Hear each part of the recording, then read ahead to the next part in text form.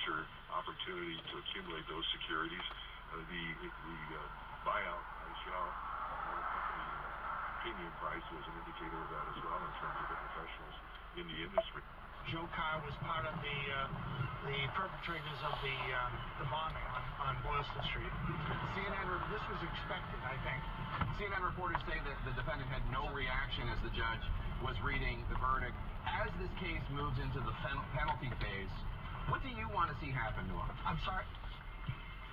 Well, I'd like to see him spend his life in prison, Jake, because, you know, there is the West, not just the United States, but the West is at war with radical Islam right now. And I don't know if everybody in Washington has got that, but it's trickled down to the neighborhoods of Boston. I was there that day. It was an act of war perpetrated on innocent civilians, children, elderly, and there's a different value system here at work in the radicalization of Islam.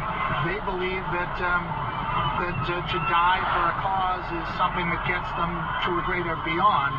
And I don't feel that us imposing a Western standard of the death penalty will do anything but invite copycat folks from all over the country trying to gain their entrance into the afterlife through the Islamic way. And so, in other words, denying him the martyrdom.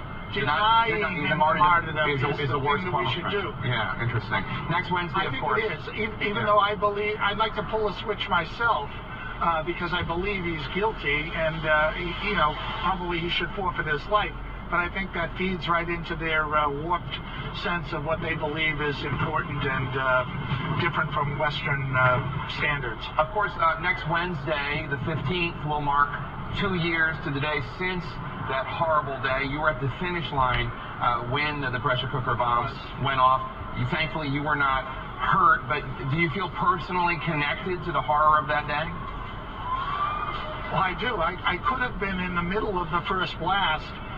There was a group in our party that had just crossed over the media bridge that got her high heels stuck in the grating material that makes up the media bridge, and that delayed our travels down Boylston Street by about 45 seconds. Were we 45 seconds ahead of where I was standing, I might well have been in the first blast zone.